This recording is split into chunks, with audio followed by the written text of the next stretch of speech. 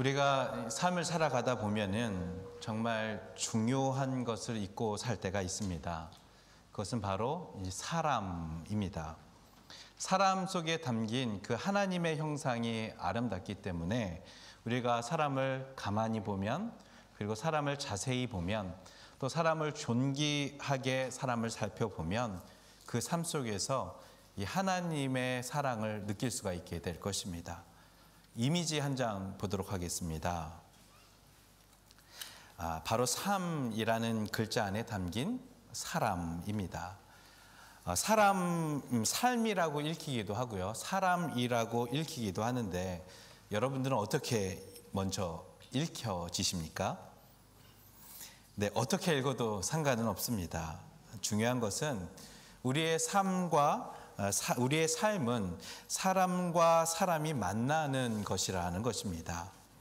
우리가 일생 동안 경험하는 일 중에서 한 70% 정도가 사람과 사람 사이에 만나는 일이라고 합니다. 좋은 사람을 만나고 또 스스로 좋은 사람이 되는 것이 나의 삶과 우리의 삶을 아름답게 만들어가는 일일 것입니다. 무엇보다 이 사람 속에 담긴 삶, 또 삶 속에 담긴 사람의 이야기 속에서 하나님의 사랑을 발견하여서 좋은 사람, 또 좋은 삶 되기를 간절히 소망합니다. 요한복음 3장 16절 말씀 우리 다 같이 한 목소리로 읽어보겠습니다. 시작.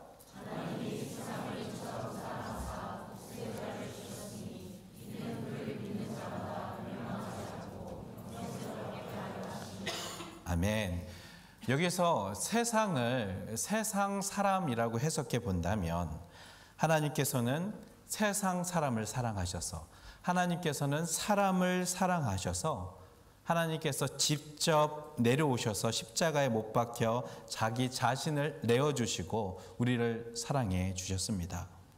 그런데 이 하나님께서 몹시도 사랑하는 그런 사람들인데 살아가다 보면은 사람이 돈보다 먼저고, 사람보다 일이 먼저가 되고, 사람보다 자신의 감정이 먼저가 되어버려서 이 세상을 살아가곤 하는데, 그런 세상을 마주할 때마다 너무나 마음이 무너지고 답답하기도 합니다. 이야기를 하나 들려드립니다. 어떤 장사꾼이 있었습니다. 두 사람의 가게가 앞뒤로 마주보고 있었는데 이 사람이 파는 품목이 서로 비슷하다 보니까 서로 경쟁하게 되었습니다. 경쟁이 과열되면 어떻게 될까요? 서로 원망하고 싸움이 일어나게 됩니다. 그래서 두 가게 사장님은 언제나 자나깨나 상대방이 어떻게 망하게 할지를 궁리를 했다고 합니다.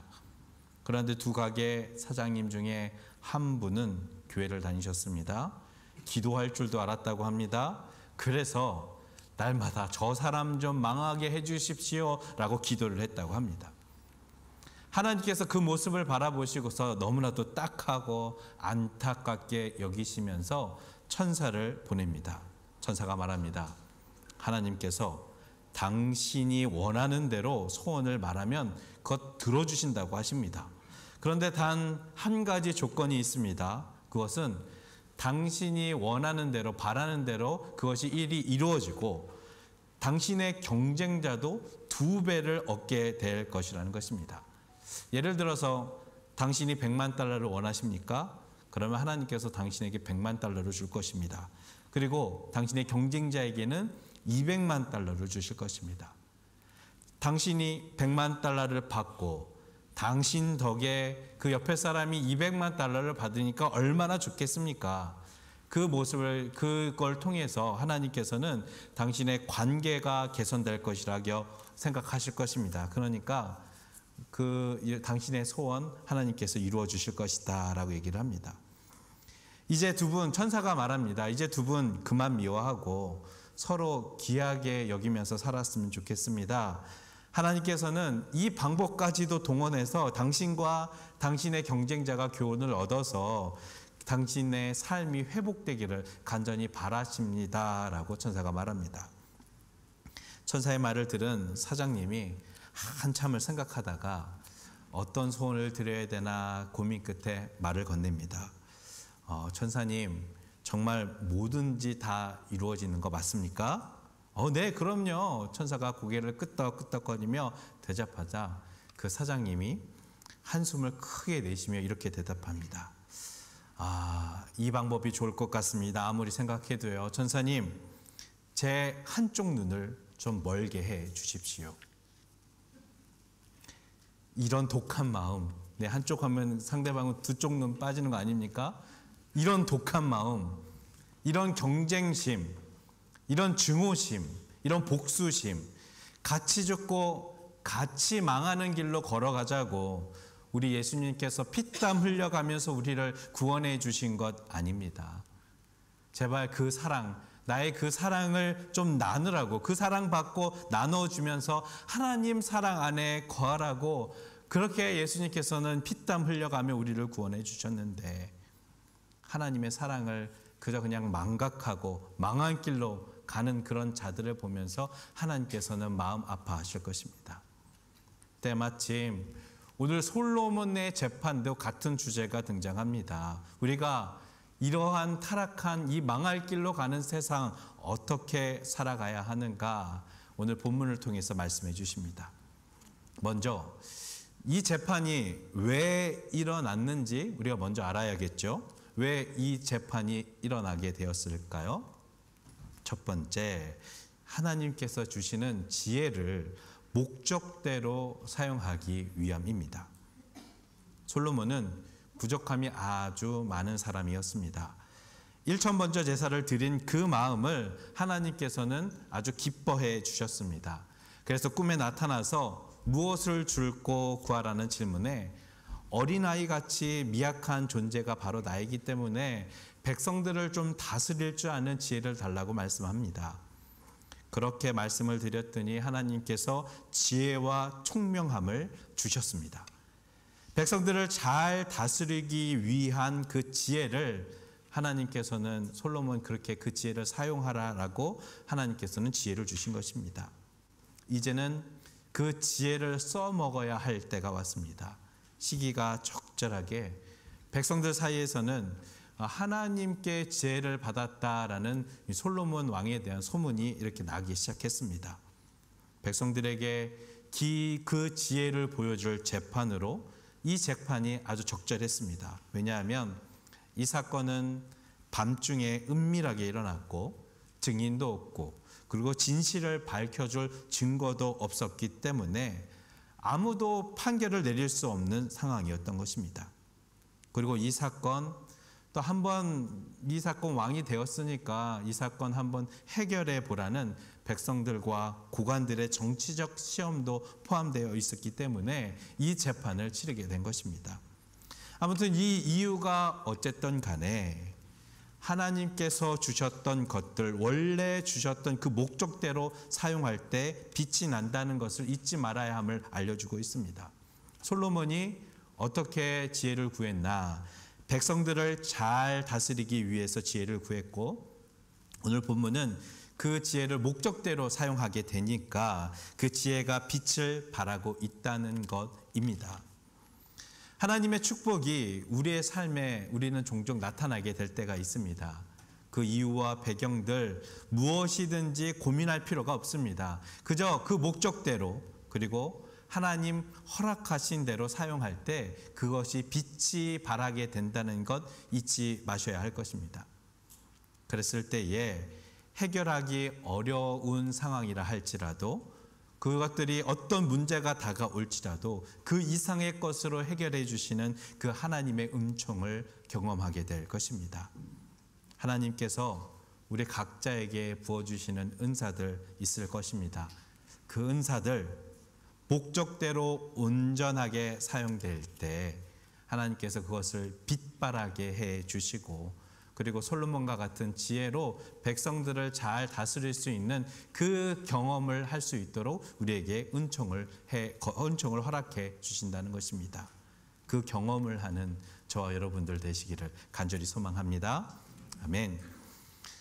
왜 이 재판을 하게 되었는가? 두 번째 살펴보겠습니다. 그것은 솔로몬의 왕권이 이 지혜로 지금 다져지고 있다는 것을 보여주기 위함입니다.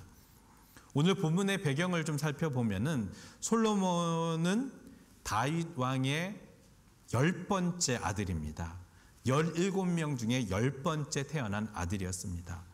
첫째가 왕위를 물려받는다고 한다면 10번째까지 내려오기까지 어떤 상황이 있었는지 우리가 좀 알 필요가 있다는 것입니다. 첫 번째 암논은 살해당했고, 둘째 길르압은 어린 시절에 죽어버렸고, 셋째 압살롬은 다윗에게 반역을 꾀하다가 요압의 칼에 맞아서 죽게 되고, 넷째 아도니아는 다윗이 노새할 때 어떻게 왕권을 한번 잡아보고자 요압 장군과 함께 작당을 했으나 이 나단 선지자와 이 밧세바 어머니를 통해서 이 어린 솔로몬에게 왕권이 넘어가게 됩니다.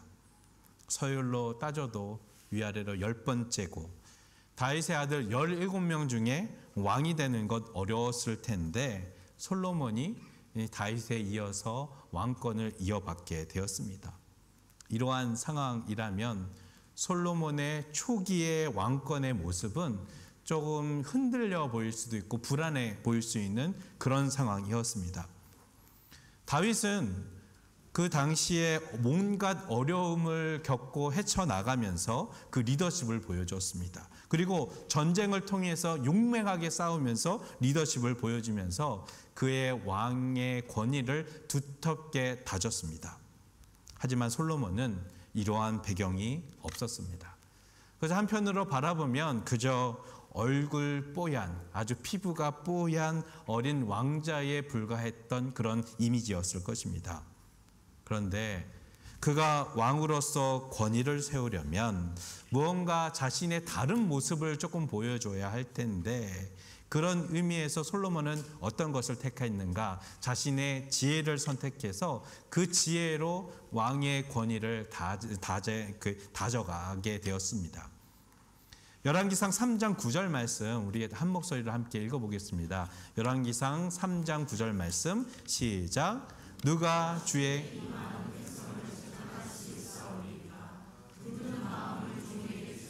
주의 백성을 재판하여 선악을 분별하게 하옵소서.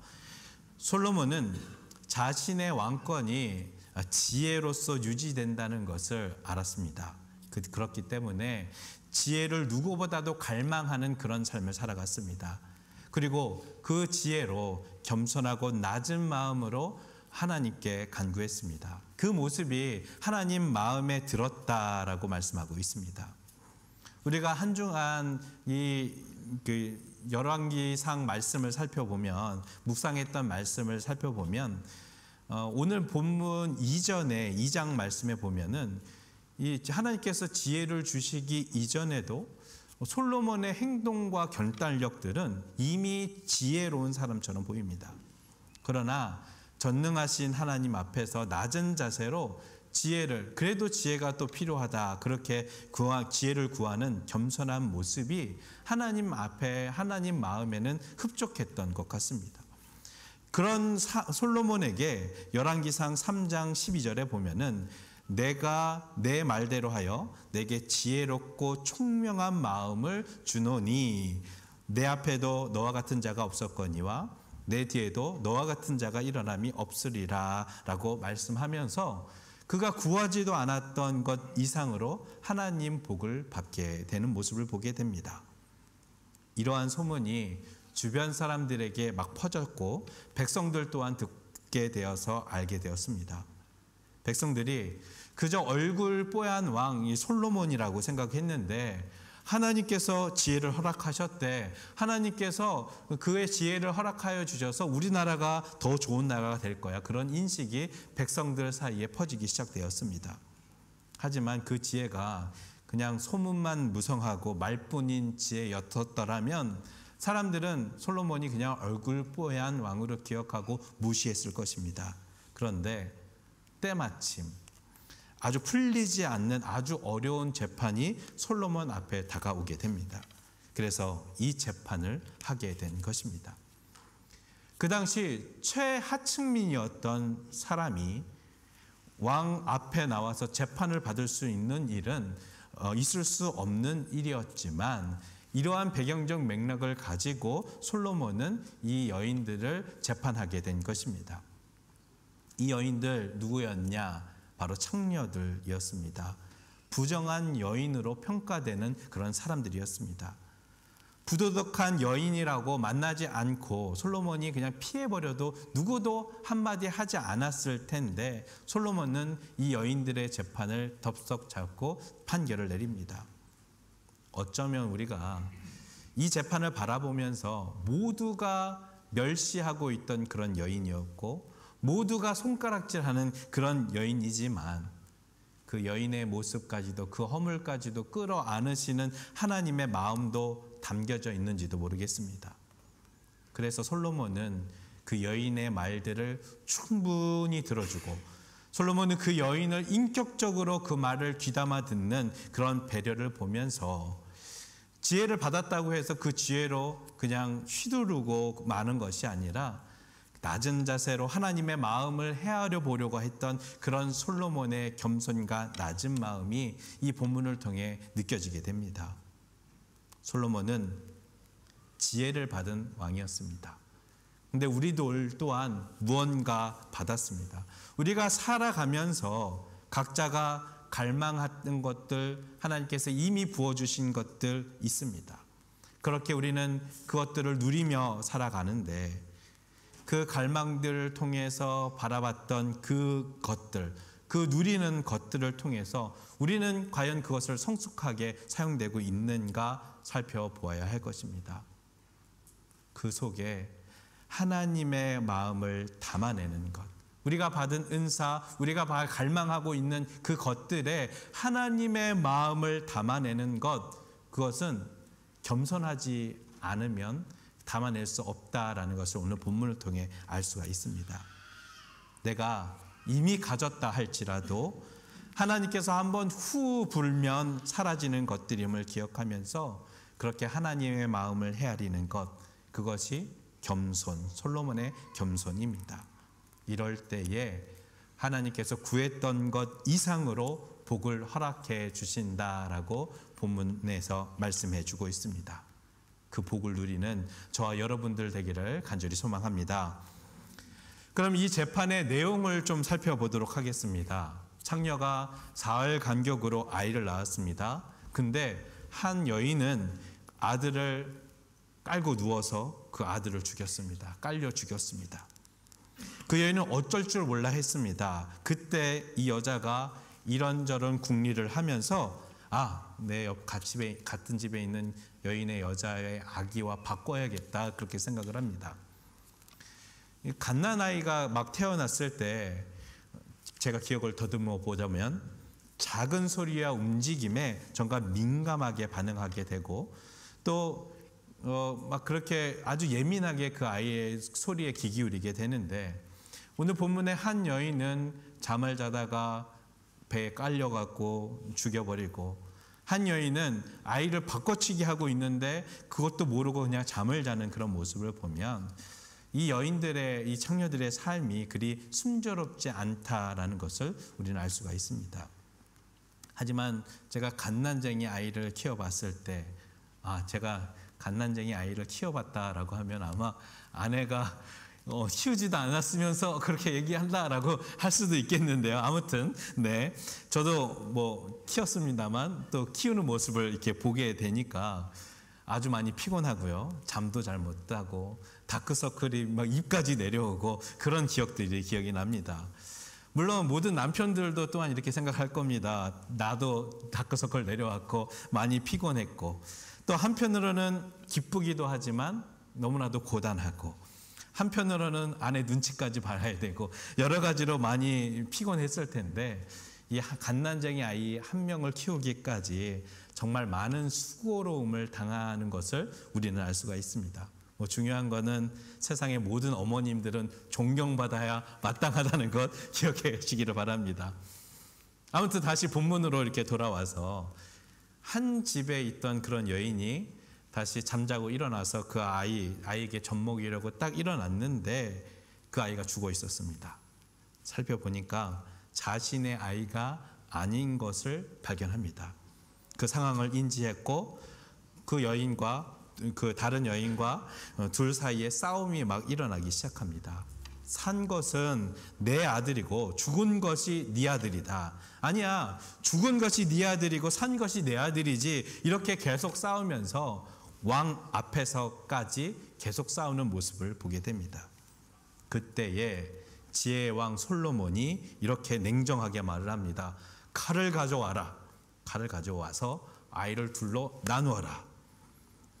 이 대목에서 어린 생명을 두고 칼로 나누라고까지 얘기하는 그런 솔로몬이 조금 무섭고 끔찍해 보이기도 하지만 솔로몬은 그런 거 마다하지 않고 그냥 냉정하고 단호하게 결정을 내려버립니다. 왕의 명령을 들은 두 여인의 반응은 이렇습니다.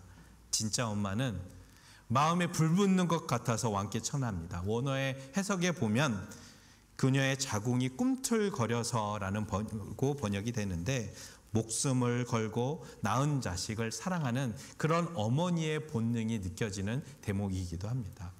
다른 여인은 무엇라 했을까? 이 여인들 무엇라 했을까? 열왕기상 3장 26절 말씀 다 같이 읽어보겠습니다. 시작. 그 산 아들의 어머니 되는 여자가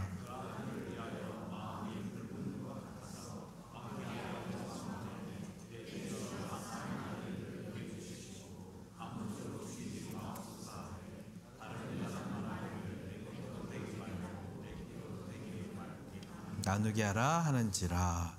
진짜 엄마가 원하는 아이는 살아있는 아들이지 죽어있는 아들이 아닙니다.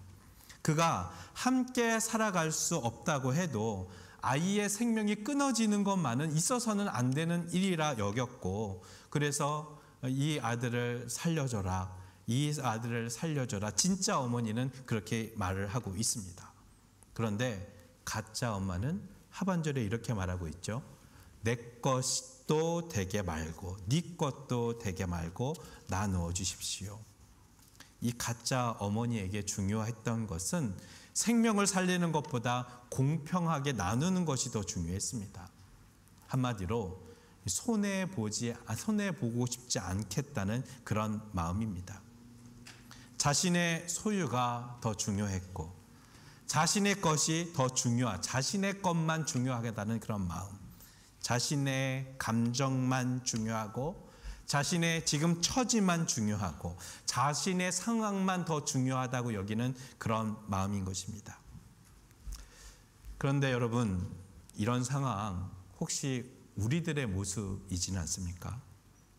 내가 손해를 보면 너도 똑같이 손해를 받아야 되는 거, 내가 아프면 너도 똑같이 아파야 하고 내가 힘들면 너도 똑같이 힘들어하는 그런 심보가 우리의 심보이지는 않습니까? 사람 속에 하나님의 형상이 담겨져 있음을 아셔야 합니다. 사람을 아주 존귀하게 여길 때에 우리의 삶은 잘 사라지게 될 것입니다. 형제의 모습 속에, 이 자매의 모습 속에 보이는 하나님의 형상이 아름다워라, 존귀한 주의 자녀 됐으니까 사랑하며 섬기지, 이 찬양의 고백처럼 사랑으로 바라보고 그 속에서 하나님의 형상을 발견하면서 존귀하게 여기면서 사랑할 때에, 그럴 때에 이 고백이 하나님의 사랑을 우리는 알게 되고 더 삶을 잘 살아지게 되는 것입니다. 자신의 심보대로 살아가는 것, 어쩌면 이 세상에서 살아갈 때 당연한 것이라고 여기며 살아갈 수가 있습니다. 하지만 심보를 포기하는 오늘 본문의 진짜 엄마의 그런 모습을 보면서 이것이 바로 사랑이구나 우리는 알 수가 있어야 되는 것입니다. 왜 이 재판이 진행된 것이 기록이 되어 있는가? 바로 우리는 이 사랑 때문에라는 것을 알아야 할 것입니다. 왜 이 재판이 진행되어져 있는가? 세 번째 무엇이냐면 하나님을 멋대로 떠나서 죄악의 길을 걷고 있는 이스라엘이 어떻게 해야 살 수 있는가 말씀해 주기 위해서인 것입니다. 이 이야기가 기록된 이 바벨론 이 시기를 찾아보니까 바벨론으로 끌려간 기록은 있는데 열왕기 상하에 바벨론으로부터 포로 귀환한 그런 내용은 나와 있지 않습니다. 그런 것으로 보아서 이 바벨론에서 기록되었다라고 생각을 합니다. 그러니까 이 남유다와 이스라엘이 있는데요. 남유다와 북이스라엘이 서로 싸우다가 외부 세력에 의해서 망하게 되고 그들이 포로로 잡혀가게 되고 그런 희망이 없는 시기에 열왕기 상하가 기록된 것입니다. 그렇기 때문에 한 역사가들은 이렇게 말하고 있습니다. 창녀들의 모습은 하나님 저버리고 타락한 길, 죄악의 길을 계속 걸어갔던 그런 이스라엘의 모습과 같다라고 이야기합니다. 예레미야서를 읽을 때 그토록 여호와께 돌아와라, 여호와께 돌아오라 그렇게 숱하게 얘기했지만 죄악의 길로 계속 가고자 했던 그런 이스라엘 백성들이 이 창녀의 모습과 같다라는 것입니다. 스스로 그렇게 죄악의 길로 살아가기를 자처했기 때문에 이스라엘 사람과 이 창녀의 모습은 같아 보입니다. 그리고 이렇게 타락했던 이스라엘의 신앙 공동체가 살려면 어떻게 해야 되는가? 그들의 자존심들, 그들의 본능들 그런 것들 다 내려놓고 그들의 혈통을 중요시하는 그런 마음들까지 다 내려놓고 그들이 먼저 이스라엘 전체가 먼저 사는 것이 중요하다라는 것이 이 본문 안에 담겨져 있는 메시지입니다. 이스라엘이 먼저 사는 것이 중요하다 그런 의미가 담겨져 있다는 것입니다. 이스라엘 사람들은 어떻게 했느냐? 북이스라엘 사람들은 이스라엘 전체의 주도권 나에게 있다라고 생각하면서 그 기득권을 가져가기 위해서 싸웠습니다. 남유다 또한 마찬가지입니다. 이스라엘 전체 주도권 나에게 있다. 그렇게 싸움을 티격태격 싸움을 주고받았습니다. 그 싸움 하다가 아이가 절반으로 나누어지듯이 너네들 이 이스라엘 모두가 전부 다 망하게 된다라는 사실을 오늘 본문을 통해 말하고 있습니다. 그래서 하나님께서는 너네들 살려면 어떻게 해야 되는가? 생명을 유지하려면 어떻게 해야 되는가? 너네 권리들 다 포기하고 먼저 살아야 되지 않겠느냐? 자기 것 포기하고 그렇게 포기해야 이스라엘 민족이 산다라는 것을 말씀해 주고 있는 것입니다. 그런데 우리가 이 자신의 것을 포기하는 모습에서 가만 살펴보면 자신의 것을 포기하는 모습, 그것이 사랑인데 그 사랑의 모습에 본을 보이신 분이 계십니다. 바로 하나님입니다. 자기 권리를 포기하시고 생명을 살리기 위해서 우리에게 오신 그 하나님께서 죄를 짓고 망할 길 걸어가는 그런 우리 같은 존재들을 살리기 위해서 직접 그 희생을 안고 너네는 살아야 된다. 죄 가운데서 망할 길 가지 말고 망한 인생 살지 말고 그 망할 길 죽음의 길 내가 다 해결해 줄 테니까 너는 살아내야 된다고. 내가 희생할 테니까 너는 정말 살았으면 좋겠다. 그렇게 핏값을 지불하신 그 하나님의 모습이 담겨져 떠오르게 됩니다. 오늘 본문을 보면서 솔로몬이 참 지혜로운 왕이다, 지혜롭다 그렇게 고개를 끄덕끄덕 거리면서 끝나는 것이 아니라 우리 마음속에 더 마음에 두어야 되는 것은 무엇인가? 목숨도 아끼지 않고 자기의 권리조차 포기하시고 생명을 살리기 위한 그 하나님의 마음을 느껴야 한다라는 것을 알려주고 있는 것입니다. 반을 갈라라. 네 것도 내 것도 안 되고 나누어 갖지 말자. 그런 모습이 우리가 사는 세상을 대변하고 있는지 모릅니다. 그 심보로 우리 모두가 다 살아가고 있는지 모릅니다. 근데 그곳에서 하나님을 떠나 살아가는 이스라엘의 백성들처럼 우리 또한 그저 하나님 떠나서 세상의 심보로 살아가는 모습을 보면서 하나님께서 아주 안타까워하며 살 길을 안내하시는 그 하나님의 메시지.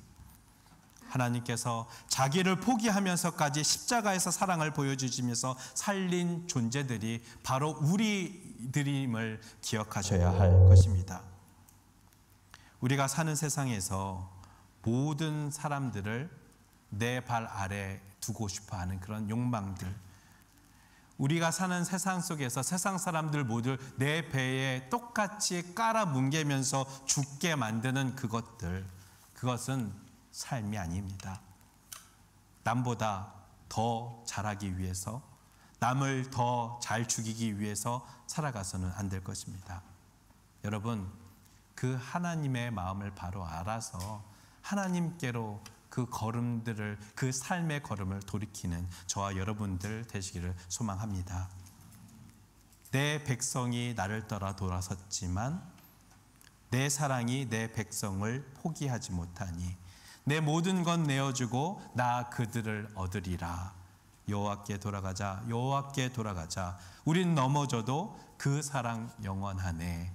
이 찬송의 가사처럼 하나님의 마음이 우리 안에 들려지기를 간절히 소망합니다. 오늘 주신 말씀 기억하면서 이 찬양 함께 믿음으로 고백하도록 하겠습니다. 고백합니다.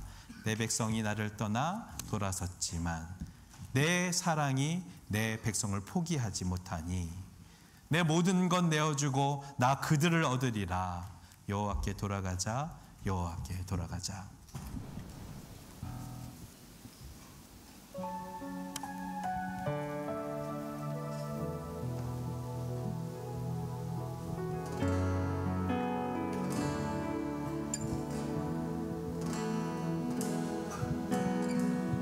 내 백성이 나를 떠나 돌아섰지만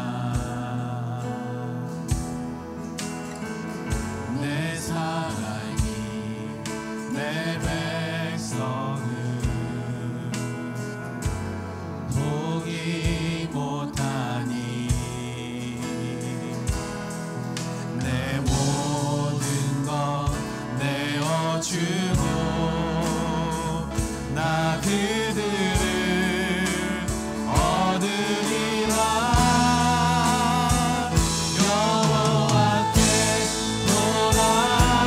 돌아가자. 우린 돌아서도 그는 변치 않는 여호와께 돌아가자. 우린 넘어져도 그 사랑 영원하니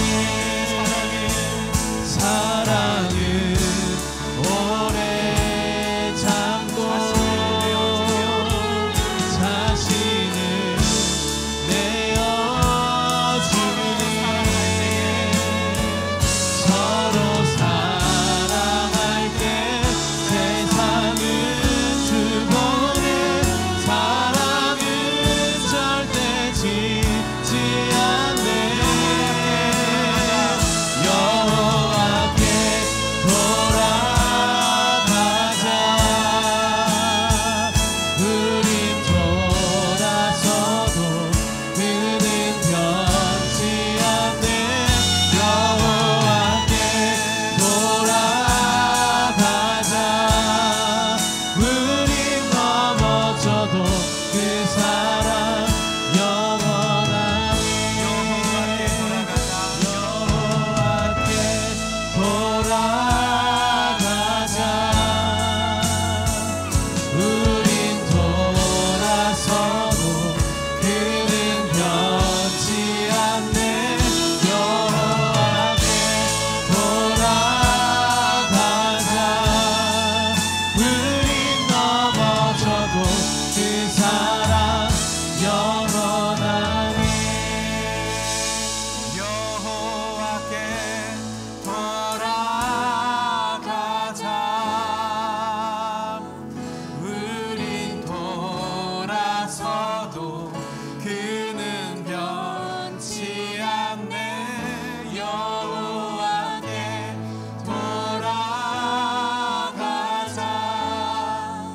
우린 넘어져도 그 사랑 영원하네. 사랑의 하나님, 저희들 솔로몬처럼 하나님께서 우리에게 부어주시는 은사들이 각자 하나하나 가지고 있습니다. 하나님, 하나님의 목적대로 온전하게 사용하여서 그 빛을 발하는 자가 될 수 있도록 하나님 인도하여 주시옵소서. 사랑의 하나님, 제가 가진 것들 하나님께서 한번 후 불면 모든 것들이 사라질 것임을 고백하오니, 모든 것이 하나님께로부터 왔음을 고백하오니, 제가 가진 것들에 하나님의 마음을 담아낼 수 있도록 인도하여 주시옵소서. 낮은 마음으로, 겸손한 마음으로 살아갈 수 있도록 하나님 함께하여 주시옵소서. 내가 아프면 너도 아파야 하고, 내가 힘들면 너도 힘들어야 하는 이 못된 심보들 저희들 버릴 수 있도록 인도하여 주시고, 자신의 권리들 포기하면서까지 우리를 살리기 위해 오신 그 하나님의 사랑을 깨달아 알 수 있도록 인도하여 주옵소서. 포기치 못하는 그런 하나님의 마음으로 저희들을 삶 살아갈 수 있도록 인도하여 주옵소서. 하나님, 저희들 여호와께 돌아가는 것 외에는 답이 없음을 고백합니다. 이 못된 심보들 하나님께서 다 내려놓게 하여 주시고, 언제나 하나님께서 동행하여 주시고 함께하여 주셔서 하나님 원하는 그런 삶을 살아가는 저희들 될 수 있도록 주님 인도하여 주시옵소서. 하나님, 언제나 동일하게 함께하여 주시옵소서. 여호와는 내게 복을 주시고 너를 지키시기를 원하며, 여호와는 그의 얼굴을 내게 비추사 은혜 베푸시기를 원하며, 여호와는 그의 얼굴을 내게로 향하여 드사 평강 주시기를 원하노라. 아멘.